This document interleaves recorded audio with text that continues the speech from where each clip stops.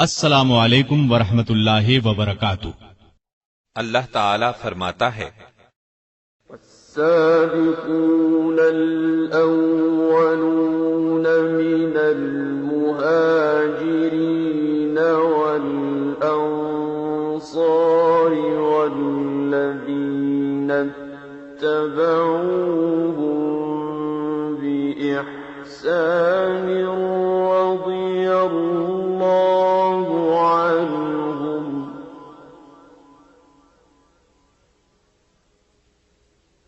رضي الله عنهم ورضوا عنه وأعد لهم جنات تجري تحتها الأنهار خالدين فيها أبدا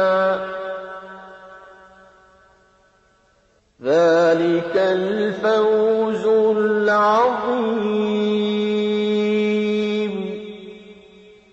یعنی مہاجرین اور انصار میں سے جنہوں نے اسلام لانے میں سبقت اور اولیت کا شرف حاصل کیا، اور وہ لوگ جنہوں نے نیکوکاری میں ان کی اتباع کی، اللہ ان سے خوش اور وہ اللہ سے خوش ہیں۔ اللہ نے ان کے لیے ایسے باغ تیار کر رکھے ہیں جن کے نیچے نہریں بہہ رہی ہیں، وہ ان میں ہمیشہ رہیں گے، یہ بڑی کامیابی ہے۔ صحابہ کرام کی جماعت میں مہاجرین اور انصار افضل ہیں، پھر انصار پر مہاجرین کو فضیلت حاصل ہے، اور مہاجرین پر عشرہ مبشرہ کو فضیلت حاصل ہے۔ نبی اکرم صلی اللہ علیہ وسلم کا ارشاد ہے، ابو بکر جنت میں ہیں، عمر جنت میں ہیں، عثمان جنت میں ہیں، علی جنت میں ہیں، طلحہ جنت میں ہیں، زبیر جنت میں ہیں، عبد الرحمن بن عوف جنت میں ہیں، سعد بن ابی وقاص جنت میں ہیں، ابو عبیدہ بن جراح جنت میں ہیں، سعید بن زید جنت میں ہیں۔ اس حدیث کو ترمذی اور ابن ماجہ نے سیدنا عبد الرحمن بن عوف اور سیدنا سعید بن زید کے واسطے سے روایت کیا ہے۔ سیدنا طلحہ بن عبید اللہ کا حال سناتے ہیں، آپ ہمارے پیارے نبی صلی اللہ علیہ وسلم کے اس دنیا میں تشریف لانے کے کوئی 25 سال بعد پیدا ہوئے۔ جس وقت نبی صلی اللہ علیہ وسلم نے نبوت کا اعلان فرمایا، آپ اس وقت 15 سال کے تھے۔ اس طرح وہ 596 عیسوی میں پیدا ہوئے۔ ماں باپ نے نام طلحہ رکھا، کنیت ابو محمد تھی، یہ ان کے بیٹے کے نام پر تھی۔ آپ کا تعلق قریش کی شاخ بنو تیم سے تھا، یہ شاخ عزت اور مرتبے میں کسی سے کم نہیں تھی۔ باپ کا نام عبید اللہ تھا، آپ ابو بکر صدیق کے قریب رشتہ دار تھے۔ سلسلہ نسب آگے چل کر نبی صلی اللہ علیہ وسلم سے مل جاتا ہے۔ والد نے اسلام کا زمانہ نہیں پایا، والدہ کا نام صعبہ تھا، انہیں رسول اللہ کی صحابیہ بننے کا شرف حاصل ہے۔ لمبی عمر پائی اور سیدنا عثمان کے دور میں فوت ہوئی۔ سیدنا طلحہ کے بچپن کے حالات کتابوں میں بہت کم ملتے ہیں۔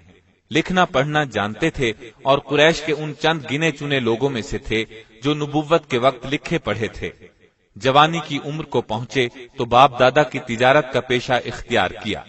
بچپن ہی میں یتیم ہو گئے تھے، اس لیے جوانی کی عمر کو پہنچتے ہی کاروبار کے سلسلے میں دوسرے ملکوں کا سفر شروع کر دیا۔ عمر کا 16واں سال تھا کہ آپ صلی اللہ علیہ وسلم نے نبوت کا اعلان فرمایا۔ اسلام لانے کے بارے میں خود فرماتے ہیں کہ جب نبی صلی اللہ علیہ وسلم نے لوگوں کو اسلام کی طرف بلانا شروع کیا تو میں اپنے کاروبار کے سلسلے میں ملک شام کے شہر بصرہ گیا ہوا تھا۔ وہاں ایک گرجے میں ایک عیسائی درویش کو دیکھا جو پوچھ رہا تھا کہ آج کل مکے سے کوئی شخص آیا ہوا ہے۔ میں فوراً اس کے نزدیک گیا اور کہا میں مکے سے آیا ہوں۔ اس نے پوچھا کیا احمد نبی ظاہر ہو چکے ہیں؟ میں نے کہا کون احمد؟ اس نے کہا احمد بن عبداللہ بن عبد المطلب، ہماری کتابوں کے مطابق یہی ان کے ظاہر ہونے کا زمانہ ہے، وہ دنیا میں آخری نبی ہوں گے، تم واپس جا کر فوراً اپنا ہاتھ ان کے ہاتھ میں دے دینا۔ میں بصرہ سے مکہ واپس آیا، لوگوں سے پوچھا کیا میری غیر حاضری میں کوئی خاص واقعہ پیش آیا ہے؟ لوگوں نے بتایا ہاں، محمد بن عبداللہ نے نبی ہونے کا دعویٰ کیا ہے اور ابو بکر نے ان کا دین قبول کر لیا ہے۔ میں یہ سن کر فوراً ابو بکر کے پاس گیا۔ میں نے ان سے پوچھا کہ کیا آپ نے محمد کا دین قبول کر لیا ہے؟ انہوں نے کہا ہاں، وہ اللہ کے سچے نبی ہیں اور اللہ کے سچے دین کی طرف بلاتے ہیں، تم بھی ان کی دعوت قبول کر لو۔ میں نے عیسائی عالم سے جو کچھ سنا تھا انہیں بتایا، وہ بہت خوش ہوئے، پھر مجھے ساتھ لے کر نبی صلی اللہ علیہ وسلم کی خدمت میں حاضر ہوئے۔ میں نے آپ سے درخواست کی کہ اے اللہ کے نبی مجھے اپنے دین میں داخل کر لیں۔ آپ یہ سن کر خوش ہوئے اور اس طرح میں بھی اسلام کی دولت سے مالا مال ہو گیا۔ آپ سب سے پہلے ایمان لانے والوں میں شامل ہیں۔ طلحہ بن عبید اللہ کے چچا اور بڑے بھائی عثمان بن عبید اللہ کو جب یہ معلوم ہوا تو ان کو سخت غصہ آیا۔ انہوں نے ابو بکر اور طلحہ دونوں کو ایک ہی رسی سے باندھ کر بہت مارا پیٹا۔ دونوں نے یہ مار صبر اور حوصلے سے برداشت کی۔ قریش کا ایک سردار نوفل بن خویلد تھا، یہ شخص بھی مسلمانوں کا سخت دشمن تھا۔ اس نے بھی ابو بکر صدیق اور طلحہ پر بڑے ظلم توڑے، لیکن یہ دونوں چٹان کی طرح اپنے دین پر قائم رہے۔ والدہ بھی شروع میں اسلام کے خلاف تھی، ان کو اسلام قبول کرنے کی خبر ہوئی تو بہت بگڑی، بہت سختی کی، لیکن بیٹے نے اسلام سے منہ نہ موڑا۔ اللہ کی شان، بعد میں والدہ خود مسلمان ہو گئیں اور نبی صلی اللہ علیہ وسلم کی خدمت میں حاضر ہو کر صحابیہ بننے کا شرف حاصل کیا۔ جب یہ کسی طرح اسلام چھوڑنے پر آمادہ نہ ہوئے تو ان کو ان کے حال پر چھوڑ دیا۔ تب طلحہ اپنے کاروبار میں پھر سے مشغول ہو گئے، ساتھ ہی نبی صلی اللہ علیہ وسلم کی خدمت میں بھی باقاعدگی سے حاضر ہونے لگے۔ نبوت کے 13ویں سال رسول اللہ نے مدینے کی طرف ہجرت فرمائی۔ ان دنوں سیدنا طلحہ اپنے تجارتی قافلے کے ساتھ شام کے سفر پر تھے۔ یہ شام سے واپس آ رہے تھے۔ راستے میں ان کی ملاقات نبی صلی اللہ علیہ وسلم سے ہو گئی۔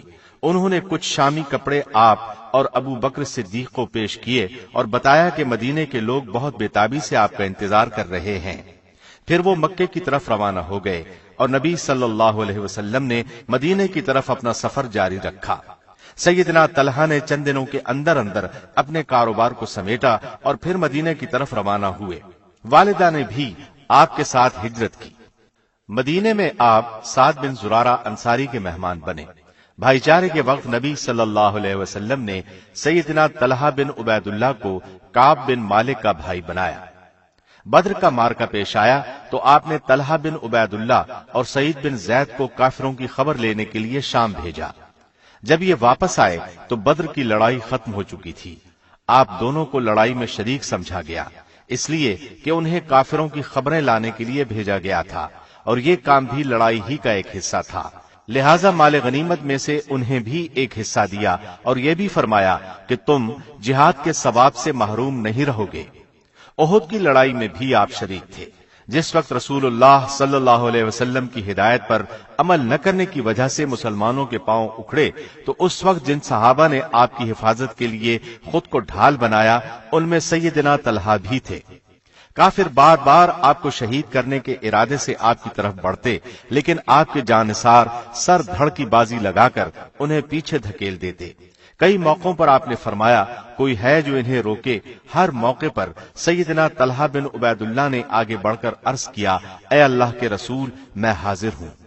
آپ نے دوسرے جانثاروں کے ساتھ کافروں کو قریب نہ آنے دیا۔ ایک موقع ایسا آیا کہ دوسرے جانثار کافروں کے گھیرے میں آ گئے، اب صرف طلحہ بن عبید اللہ ہی نبی کے قریب رہ گئے۔ آپ صلی اللہ علیہ وسلم کو خطرے میں دیکھ کر آپ دائیں بائیں آگے پیچھے سے آنے والے تیروں، نیزوں اور پتھروں کے وار اپنے جسم پر روکنے لگے۔ اپنے خون میں نہا گئے، جسم زخموں سے چھلنی ہو گیا، لیکن رسول اللہ صلی اللہ علیہ وسلم پر اپنی جان قربان کرنے کی تڑپ نے ان میں ایسی طاقت بھر دی کہ وہ برابر ڈٹے رہے اور تلوار چلاتے رہے۔ غرض بہت دیر تک اسی طرح آپ صلی اللہ علیہ وسلم کی حفاظت کا فرض ادا کرتے رہے، یہاں تک کہ دوسرے صحابہ لوٹ آئے جن کے پاؤں اکھڑ گئے تھے۔ اب سب نے مل کر کافروں کو پیچھے دھکیل دیا۔ ادھر دوسرے مسلمانوں کو بھی پتہ چل گیا کہ آپ کی شہادت کی خبر غلط تھی، چنانچہ وہ بھی پھر سے جمع ہو کر لڑنے لگے۔ اس طرح کافر میدان چھوڑ کر بھاگ نکلے۔ نبی صلی اللہ علیہ وسلم زخمی بھی ہوئے تھے، اس لیے سیدنا طلحہ نے اپنے زخموں کی پرواہ کیے بغیر آپ صلی اللہ علیہ وسلم کو اپنی کمر پر سوار کر کے پہاڑ کی چوٹی پر پہنچایا۔ اس موقع پر آپ نے فرمایا طلحہ بن عبید اللہ نے جنت واجب کر لی۔ کافروں کے بھاگنے کے بعد سیدنا ابو بکر صدیق نے طلحہ کے جسم پر زخموں کو گنا۔ آپ کو تیر، تلوار اور نیزے کے 70 زخم آئے تھے۔ ایک ہاتھ پر ایسا زخم بھی آیا جس کا اثر ساری زندگی رہا۔ یہ بھی کہا جاتا ہے کہ ان کا پورا ہاتھ ہمیشہ کے لیے شل ہو گیا، اور یہ بھی کہا گیا کہ 2 انگلیاں ہمیشہ کے لیے بیکار ہو گئی تھیں۔ آپ جب نبی صلی اللہ علیہ وسلم کی حفاظت کے لیے زخم پر زخم کھا رہے تھے تو آپ نے ان کے بارے میں یہ الفاظ بھی ارشاد فرمائے، یہ طلحہ نہیں خیر ہے، یعنی طلحہ نیکی اور بھلائی کا نمونہ ہے۔ ابو بکر فرمایا کرتے تھے، احد کا دن سچ پوچھو تو طلحہ کا دن تھا۔ عمر فاروق انہیں دیکھ کر فرمایا کرتے تھے، اے طلحہ، اے احد والے، اے صاحب احد، اے احد کے مرد میدان۔ احد کی لڑائی کے بعد بھی جو لڑائیاں ہوئیں ان سب میں بھی سیدنا طلحہ رسول اللہ کے ساتھ رہے۔ ہجرت کے 6 سال جب بیعت رضوان ہوئی تو اس وقت بھی سیدنا طلحہ موجود تھے۔ اس کے بعد آپ نے خیبر کی لڑائیوں میں بھی برابر حصہ لیا۔ فتح مکہ کے موقع پر بھی آپ کے ساتھ تھے۔ حنین کی لڑائی میں بھی آپ 12,000 مجاہدین کے ساتھ روانہ ہوئے، ان میں طلحہ بھی تھے۔ اس لڑائی کے شروع میں بھی مسلمانوں کے پاؤں اکھڑ گئے تھے۔ ایسے نازک وقت میں سیدنا عباس نے مسلمانوں کو اس طرح آواز دی، اے انصار کی جماعت، اے وہ لوگوں جنہوں نے درخت کے نیچے اسلام کی خاطر جانیں قربان کرنے کی بیعت کی۔ اس آواز کا کانوں میں پڑنا تھا کہ مسلمان پلٹ پڑے اور نہایت بہادری سے لڑ کر دشمن کو شکست دی۔ تبوک کی مہم کے لیے سیدنا طلحہ نے آپ کی خدمت میں ایک بڑی رقم پیش کی۔ اس رقم کو دیکھ کر آپ نے انہیں فیاض کا لقب عطا فرمایا۔ تبوک کے سفر میں بھی سیدنا طلحہ آپ کے ساتھ تھے۔ ہجرت کے 10ویں سال نبی صلی اللہ علیہ وسلم حج کے لیے مکہ تشریف لے گئے۔ 1 لاکھ سے زائد مسلمان ساتھ تھے، ان میں سیدنا طلحہ بھی شریک تھے۔ جس وقت آپ نے حج کا احرام باندھا اس وقت آپ اور طلحہ کے سوا کسی کے پاس قربانی کے جانور نہیں تھے۔ حجۃ الوداع کے بعد نبی صلی اللہ علیہ وسلم نے ہجرت کے 11ویں سال وفات پائی۔ آپ کے لیے یہ زندگی کا سب سے بڑا صدمہ تھا۔ ابو بکر صدیق رضی اللہ عنہ اپنی خلافت کے زمانے میں ان سے بڑے بڑے کاموں میں مشورے لیتے رہے۔ 2.25 سال کی خلافت کے بعد ابو بکر صدیق کا انتقال ہوا اور ان کی وصیت کے مطابق سیدنا عمر فاروق خلیفہ بنے تو طلحہ دل و جان سے ان کے حامی اور مددگار رہے۔ سیدنا عمر ان کا حد درجے احترام کرتے، انہیں اپنی مجلس شورا میں شامل کیا، ان کے مشوروں کی ہمیشہ قدر کی۔ شہادت سے پہلے عمر رضی اللہ عنہ نے خلافت کے لیے جو 6 نام دیے تھے ان میں سیدنا طلحہ کا نام بھی شامل تھا۔ سیدنا عثمان کی خلافت پر مسلمانوں کا اتفاق ہو گیا۔ سیدنا طلحہ ان کے دور میں مدینہ ہی میں رہے۔ سیدنا عثمان رضی اللہ عنہ کے بعد سیدنا علی رضی اللہ عنہ خلیفہ بنے۔ مدینے کے مسلمانوں نے ان کے ہاتھ پر بیعت کر لی۔ سیدنا طلحہ نے بھی بیعت کی، لیکن جب انہوں نے دیکھا کہ جن لوگوں نے سیدنا عثمان کے خلاف بغاوت کی تھی ان میں سے بھی اکثر نے سیدنا علی سے بیعت کر لی ہے اور ان کے لشکر میں شامل ہو گئے ہیں، تو وہ سیدنا زبیر اور دوسرے کچھ صحابہ کو لے کر سیدنا علی رضی اللہ عنہ سے ملے۔ ان سے درخواست کی کہ قاتلوں کو پکڑ کر شریعت کے مطابق سزا دی جائے، کیونکہ ہم نے اس شرط پر آپ سے بیعت کی تھی کہ آپ مجرموں کو سزا دیں گے۔ سیدنا علی نے یہ سن کر فرمایا، عثمان کے گھر کا محاصرہ کرنے والوں کی تعداد ہزاروں میں ہے، موجودہ حالات میں ان سے قاتلوں کا پتہ چلانا مشکل ہے، ذرا امن ہو لے پھر تحقیق کر کے قاتلوں کو پکڑا جائے گا۔ ان کا جواب سن کر سیدنا طلحہ اور زبیر مکہ تشریف لے گئے۔ سیدہ عائشہ حج کے سلسلے میں مکہ میں موجود تھیں، سارے حالات انہیں بتائے۔ ان حضرات نے انہیں بتایا کہ مدینے کے لوگ بہت پریشان ہیں، وہ نہ اپنی حفاظت کر سکتے ہیں، نہ سیدنا عثمان کے خون کا بدلہ لے سکتے ہیں، اور علی باغیوں میں گھر کر رہ گئے ہیں۔ اس طرح سیدہ عائشہ رضی اللہ عنہا نے ان دونوں بزرگوں سے مشورہ کیا، حالات کو سدھارنے کے لیے بصرہ کی طرف روانہ ہوئیں، کیونکہ وہاں سیدنا طلحہ کے حامی بہت زیادہ تھے۔ راستے میں بہت سے لوگ ان کے ساتھ شامل ہوتے چلے گئے۔ ادھر سیدنا علی رضی اللہ عنہ کو لشکر کی آمد کی اطلاع ملی، وہ اپنے لشکر کے ساتھ آگے بڑھے۔ دونوں فوجیں بصرہ کے مقام پر ایک دوسرے کے آمنے سامنے آ گئیں۔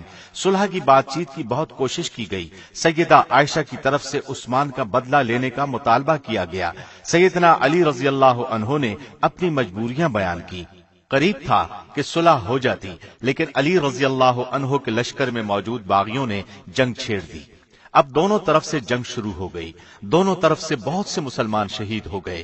آخر سیدہ عائشہ رضی اللہ عنہا کے لشکر کو شکست ہوئی۔